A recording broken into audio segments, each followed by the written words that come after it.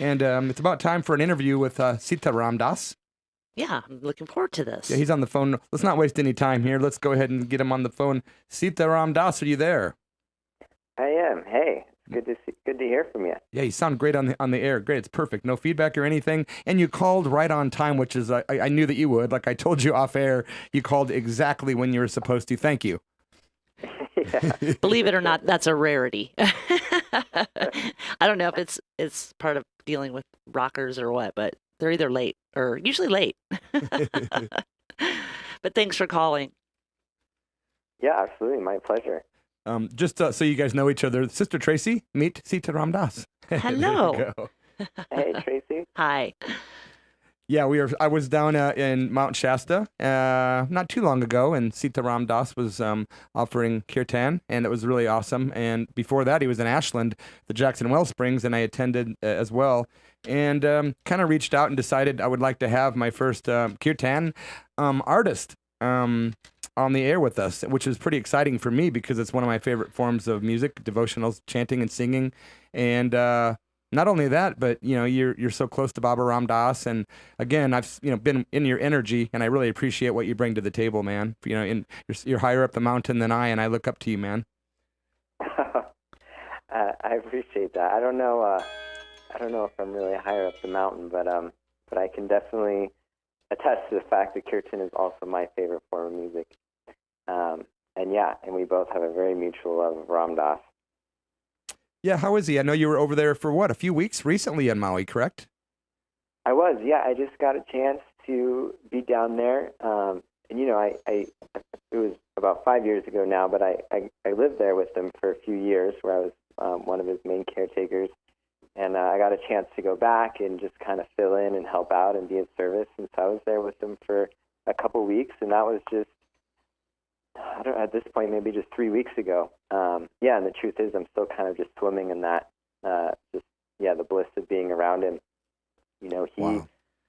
He really, truly is, the real deal. I can really attest to the fact that he just really, truly lives from his heart in a very deep way that you don't really come in contact very much here in the United States and in the West, and it's contagious.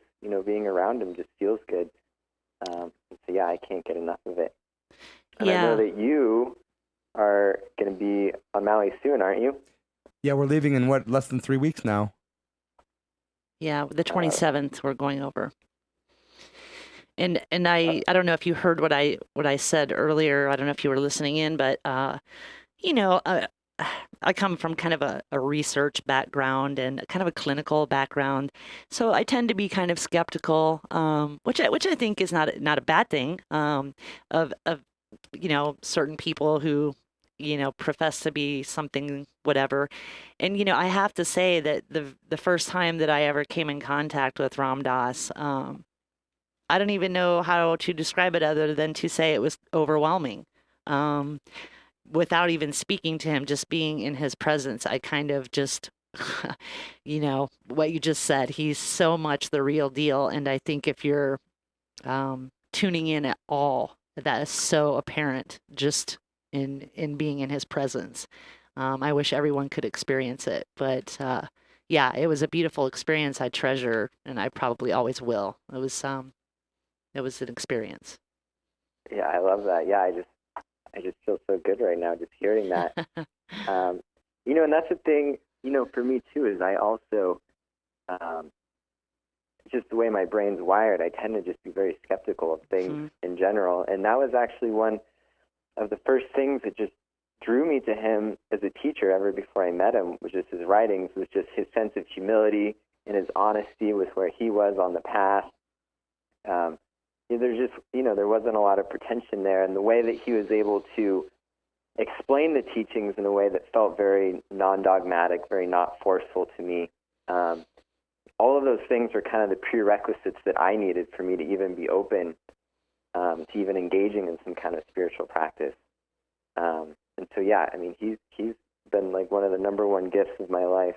I definitely wouldn't be out there singing kirtan, doing anything in that realm if it wasn't, for my relationship with him, the time I spent with him, reading his books. Just all of that was necessary for me to be where I am now. And so I'm just, so grateful for him. How did you discover Ram Dass originally? Originally, it was the first book, like for many of us, is Be Here Now. Yeah. It's still, it's still today. I first came across that book when I was, I think, 19.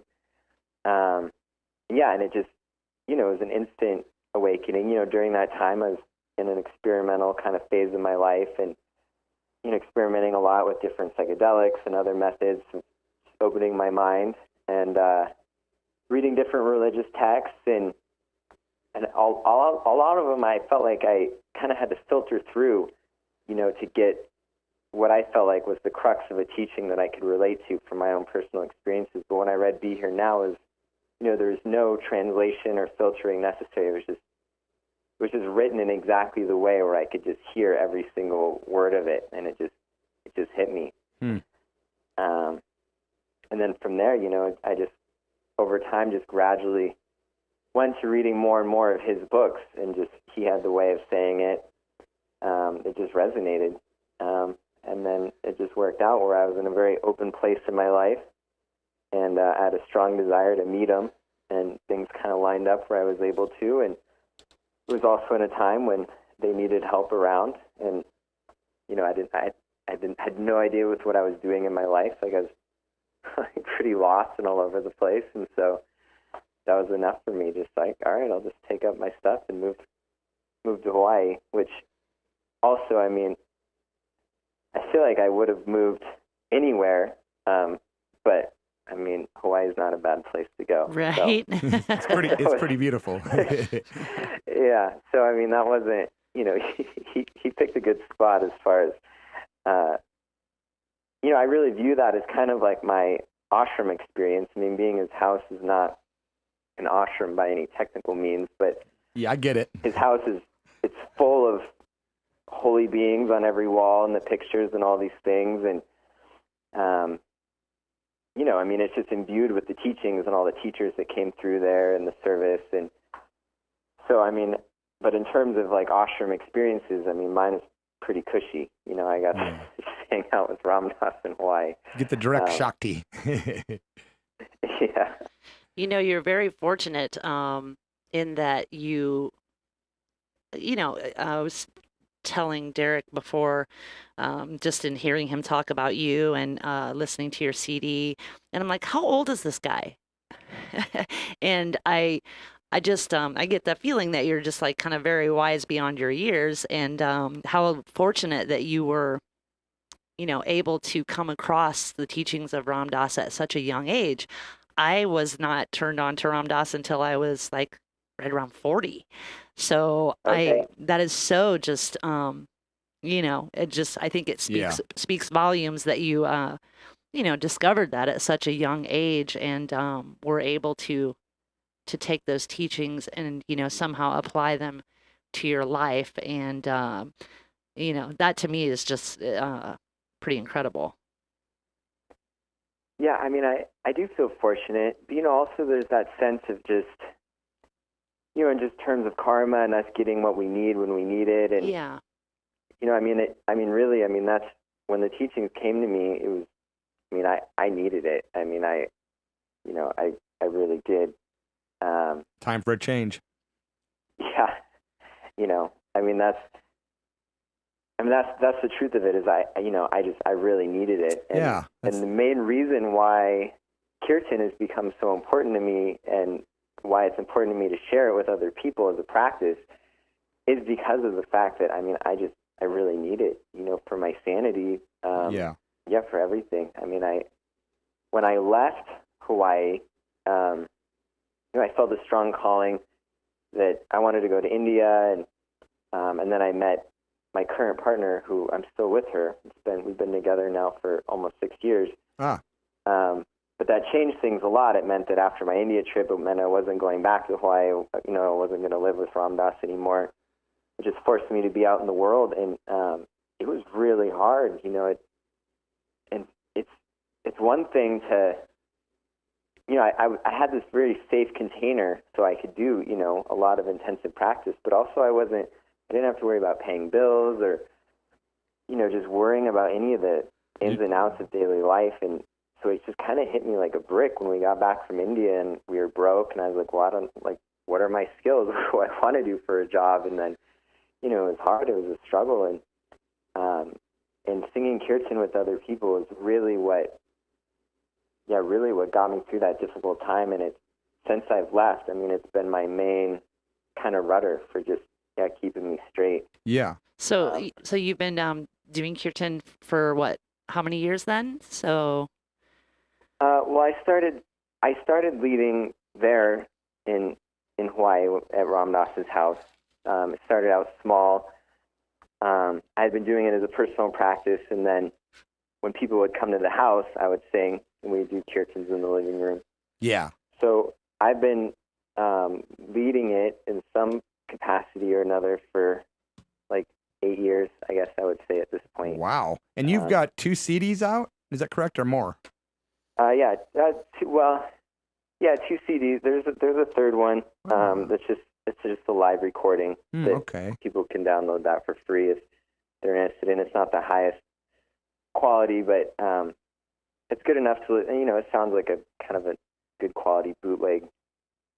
Yeah, and the price is right. Yeah, the price is right. It's free. Well, we've got a copy of the Puja Room recordings and also your first CD. Really dig it, man. I really, really enjoy it. I've been playing it in the car as I drive around, and it keeps me centered and balanced, and I've been playing it at home, too.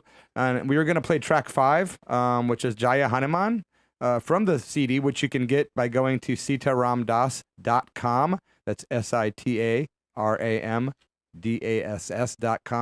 And we really appreciate you taking the time out. It's been a really awesome chat, man. It's been really a good flow. Yeah, I agree. Yeah, my pleasure. Super honored that I could be on the show with you guys.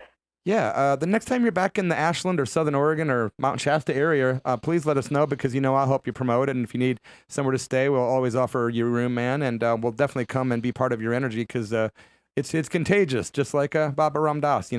Thanks for being, continuing what him and Maharaji, Neem Karoli Baba have, well, it's hard to put that into words for me, but you know what I mean. And thanks for the great energy, bro.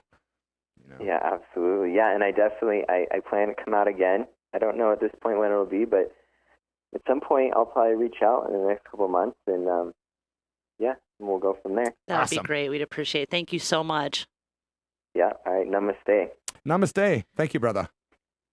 And Om Namah Shivaya. Thank you very much, my friends, for tuning in tonight to the Church of Rock on KSKQ. SITARAM DASS, the Puja Room Recordings is the name of the CD. Again, available at sitaramdass.com. It is Jaya Hanuman.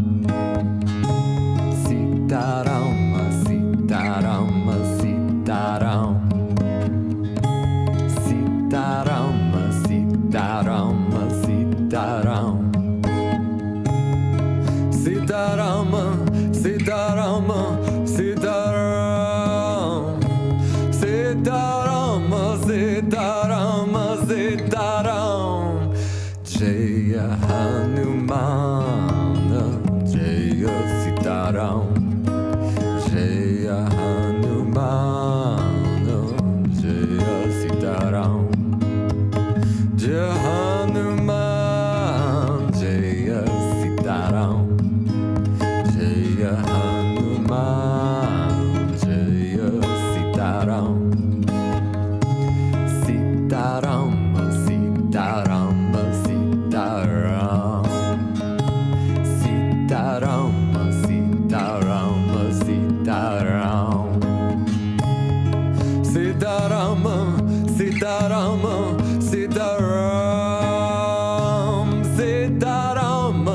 Sitaram, Sitaram, Jaya Hanuman, Jaya Sitaram, Jaya Hanuman, Jaya Sitaram, Jaya Hanuman, Jaya Sitaram, Jaya Hanuman, Jaya Sitaram,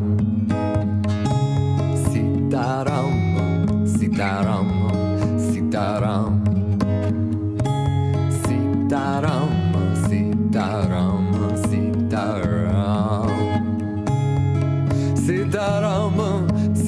Sitaram,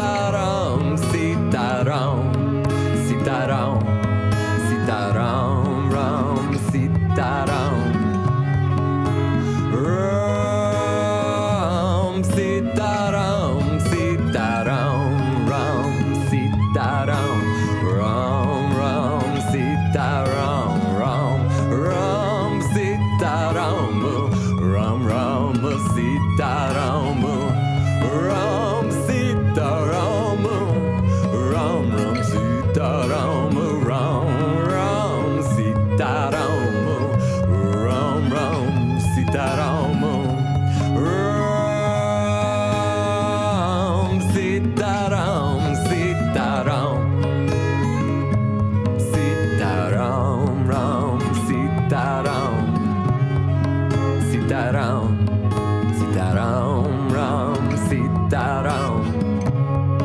Sitaram, Sitaram, Sitaram, Sitaram, Sitaram.